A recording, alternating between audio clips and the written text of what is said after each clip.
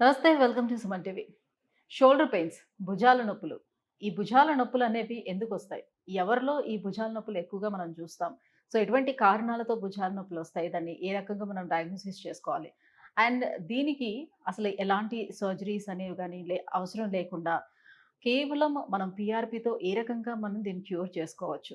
So, ఈ విషయాలన్నీ అడిగి తెలుసుకుందాం. మనతో పాటు ఉన్నారు డాక్టర్ మీనల్ చంద్ర గారు from EPN pain management, Jubilee Hills. Hello ma'am. Ma'am shoulder pains చాలా మంది కంప్లెయింట్ చేస్తారు. ఈవెన్ దో పిల్లలు కూడా స్కూల్ బ్యాగ్స్ హెవీగా మోయడం వల్ల వాళ్ళు కూడా షోల్డర్ పెయిన్ అని కంప్లెయింట్ చేస్తారు. అసలు షోల్డర్ పెయిన్స్ అనేది టైప్స్ ఆఫ్ షోల్డర్ పెయిన్స్ ఎలా ఉంటాయి? Shoulder pains from all age, like you said, chinna pillaki they because of the heavy bags and all, up to old age. Any age group low is very common. Most common uncontrolled sugar valla, uncontrolled thyroid valla old age lo వస్తుంది. ఇంకా young age లో mostly because of gym injuries, sports injuries, accident valla, or any small injury కూడా can lead to rotator cuff muscle tear. ఓకేనా. So భుజం ఒక heavy joint ఉంది, దాంట్లో support కోసం 4-5 మసిల్స్ ఉన్నాయి. సో ఈ 4 మసిల్స్, గ్రూప్ ఆఫ్ మసిల్స్ ఇది షోల్డర్ జాయింట్కి ప్రొటెక్ట్ చేస్తారు. ఈ మసిల్స్కి రొటేటర్ కఫ్ అంటాము. సో ఈ రొటేటర్ కఫ్లో 4 మసిల్స్ ఉంది. ఒక మసిల్ కట్ అయితే మళ్ళీ నొప్పి స్టార్ట్ అవుతుంది, స్లోగా స్లోగా రేంజ్ ఆఫ్ మోషన్ రిస్ట్రిక్ట్ అవుతుంది, ఫ్రోజన్ షోల్డర్ స్టార్ట్ అవుతుంది. ఓకే. సో ఇది వెరీ కామన్, కానీ అయినా ట్రీట్మెంట్ ఫ్రోజన్ షోల్డర్ అనేది ఎక్కువగా మనం డయాబెటిక్ వాళ్ళలో చూస్తాము కదా! సో వాళ్ళే కాకుండా నార్మల్‌గా కూడా ఫ్రోజన్ షోల్డర్ అనేది అవును. వస్తుందా? యాహ్! ఫ్రోజన్ షోల్డర్ మీనింగ్ మీ జాయింట్‌లో షోల్డర్ జాయింట్‌లో మూవ్‌మెంట్ లేదు. That is frozen shoulder. Okay. Frozen షోల్డర్‌కి రీజన్స్ వేరే వేరే ప్రకారం ఉంది. Like I said, uncontrolled sugar, thyroid, injury, rotator cuff injury, gym injury, any ఇంజరీలో ఫ్రోజన్ షోల్డర్ కూడా స్టార్ట్ అవుతుంది. సో ఎట్లా మరి దీన్ని డయాగ్నోసిస్ చేసుకుంటాం? ఎలా తెలుస్తుంది మనకి ఇది ఫ్రోజన్ షోల్డర్ అని? First of all is symptoms. పేషెంట్‌కి సిమ్టమ్స్ ఏంటి? Lifting the hand. ఓకే. తర్వాత most commonly combing your hair, button పెట్టినప్పుడు, ఆర్ ఫీమేల్స్‌లో when they go and put the clothes on the wire, ఆ టైంలో. తర్వాత స్నానం చేసినప్పుడు ఇబ్బంది ఉంటే, these are the common things. Secondly రాత్రి విపరీతం నొప్పి ఉంటుంది స్లీపింగ్ టైంలో ఇంపింజ్‌మెంట్ వల్ల. అండ్ స్మాల్ స్మాల్ యాక్టివిటీస్ కూడా రిస్ట్రిక్ట్ అవుతుంది. కుకింగ్ ఎక్కువ చేసినప్పుడు ఇబ్బంది అవుతుంది, కుక్కర్ లిఫ్ట్ చేసినప్పుడు ఇబ్బంది అవుతుంది, దెన్ స్లీప్ డిస్టర్బెన్స్ అవుతుంది. So these are the symptoms of shoulder pain. Shoulder పెయిన్కి కొన్ని కొన్ని టెస్ట్స్ ఉన్నాయి. These are which doctors will do. Okay. So నా దగ్గర ఒక షోల్డర్ పెయిన్ పేషెంట్ వస్తే we do certain test. Will ask him to move the hands. తర్వాత we will do movements and see what is the problem, and then కొన్ని diagnosis అవుతుంది. Confirmation కోసం we do a high resolution ultrasound scan. ఈ high resolution ultrasound స్కాన్లో జాయింట్లో ఏం problem అవుతుంది, కండరాలు కట్ అయింది, ఎంత కట్ అయింది, బర్సా ఉందా లేదా, ఇంపింజ్మెంట్ ఉందా లేదా, జాయింట్ అరిగింది, మొత్తం క్లారిటీలో తెలుస్తుంది. 99% ఈ హై రెజల్యూషన్ అల్ట్రాసౌండ్లో క్లారిటీ అవుతుంది. 1% పేషెంట్స్కి ఎంఆర్ఐకి అవసరం ఉంటే ఎంఆర్ఐ కోసం పంపిస్తాం. ఓకే. సో షోల్డర్ పెయిన్కి రీజన్కి డయాగ్నోసిస్ చాలా ఈజీగా ఉంది. ఓన్లీ థింగ్ ఇస్ పేషెంట్కి సిమ్టమ్స్ ఐడెంటిఫికేషన్ చేయాలి, స్కాన్ చేయాలి. ఈ చేస్తే డయాగ్నోసిస్ క్లియర్.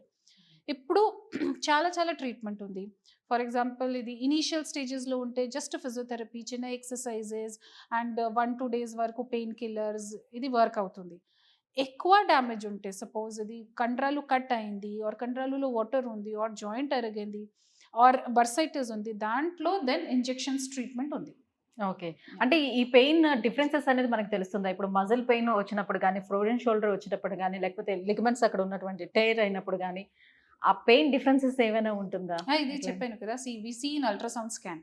అల్ట్రాసౌండ్ స్కాన్లో అన్నీ క్లారిటీ అవుతుంది. Whether it is coming from muscle, whether rotator cuff, బైసెప్స్లో ప్రాబ్లమ్ ఉందా, or it is just a bursitis, or it is actually a joint problem, or జాయింట్లో క్రాక్ అయింది, అన్నీ తెలుస్తుంది.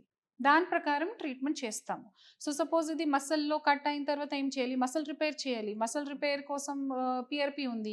జాయింట్లో ప్రాబ్లమ్ ఉంటే, జాయింట్లో మూవ్మెంట్ రెస్ట్రిక్ట్ అయిన తర్వాత ప్రోలోథెరపీ ఉంది. కొన్ని పేషెంట్స్కి జాయింట్ బాగానే ఉంది, మసిల్స్, లిగమెంట్ అన్నీ బాగానే ఉంది, ఓన్లీ నొప్పి ఉంది, నొప్పికి రీజన్స్ ఏం లేదు. Then in those cases radio frequency ablation ఒక ట్రీట్మెంట్ ఉంది. కొన్నిసార్లు నెక్ నొప్పి, సర్వైకల్ స్పాండిలైసిస్ వల్ల కూడా ఓన్లీ షోల్డర్ పెయిన్ తెలుస్తుంది. సో ఇది కూడా రూల్ అవుట్ చేయాలి. సో టెస్ట్ ప్రకారం ఎక్సర్సైజెస్ చేస్తాము, అండ్ ఇది ప్రకారం డయాగ్నోస్ చేస్తాము. సో నెక్ నొప్పి ఉంటే we have to treat the neck cause. Okay. And షోల్డర్లో ప్రాబ్లమ్ ఉంటే we will treat the shoulder. Okay. So PRP కాకుండా ఎప్పుడు సర్జరీకి వెళ్ళాల్సిన నెసెసిటీ అనేది ఎప్పుడు ఏర్పడుతుంది వాళ్ళకి? సర్జరీకి జనరల్గా ఇన్ఫెక్షన్ ఉంటే, septic arthritis of the shoulder joint ఉంటే, ఆర్ కంప్లీట్ టేర్ ఆఫ్ కండరాలు, రొటేటర్ కఫ్కి కంప్లీట్ టేర్ ఉంటే, అస్సలు మూవ్మెంట్ జాయింట్లో లేదు, ఆ కండిషన్స్లో సర్జరీకి అవసరంకి ఛాన్సెస్ ఉన్నాయి. బట్ షోల్డర్ పెయిన్లో వెరీ కామన్గా just with exercises or with ఈ స్మాల్ ఇంజెక్షన్స్లో, పిఆర్పిలో, ప్రోలోథెరపీలో క్యూర్ అవుతుంది. రైట్. సో ఈ రీజనరేటివ్ థెరపీ ఏ రకంగా చేస్తారు? ఈ రీజనరేటివ్ చెప్పాను కదా, ఇట్స్ వాట్ రిపేర్ కోసం. So what we want to repair rotator కఫ్లో ప్రాబ్లం ఉంటే రిపేర్ చేస్తాము, జాయింట్లో లేబ్రల్ టేర్ ఉంటే రిపేర్ చేస్తాము, జాయింట్లో కార్టిలేజ్ జరిగిన రిపేర్ చేస్తాము. So whatever has been damaged identification ప్రకారం we prepare the PRP. So ఇప్పుడు పిఆర్పి ట్రీట్మెంట్ ఇస్తుండేటప్పుడు సో మీరు ఇన్ని సెషన్స్ అని పెడతారు కదా, సెషన్కి మధ్యలో ఉండేటువంటి గ్యాప్లో కూడా వాళ్ళు ఎక్సర్సైజ్ చేసుకోవచ్చా? చేస్తే ఇంకా ఏమైనా సివియర్ అవుతుందా? లేకపోతే కంప్లీట్గా ట్రీట్మెంట్ ఫినిష్ అయిన తర్వాత వాళ్ళకి ఎక్సర్సైజ్ చేయండి మూమెంట్ కోసం అని చెప్తారా? ఎట్లా? సి ఇది పెయిన్ మేనేజ్మెంట్లో ఒక బేసిక్ రూల్ ఉంది. నొప్పి ఎక్కువ ఉంటే ఎక్సర్సైజ్ చేయకూడదు. ఎక్సర్సైజెస్ చాలా ఇంపార్టెంట్ ఉంది, but you should only do when pain has come down.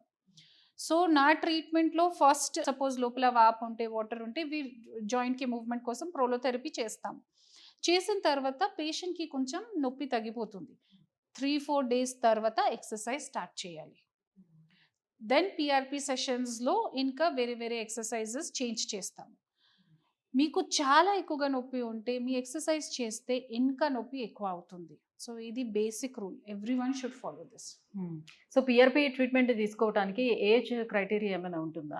ఏమీ లేదు, బికాస్ నా దగ్గర చాలా స్పోర్ట్స్ ప్లేయర్ వస్తున్నారు, స్పెషలీ ర్యాకెట్ ప్లేయర్స్, టెన్నిస్ వల్ల, బ్యాడ్మింటన్ వల్ల, they come for shoulder, or volleyball players smashing చేసినప్పుడు ఈ మొత్తం లేబరల్ టేర్ అవుతుంది, సూపర్ స్పైనటస్ టేర్ అవుతుంది. So young age 10 years 11 years వాళ్ళకి కూడా పిఆర్పి చేస్తాం.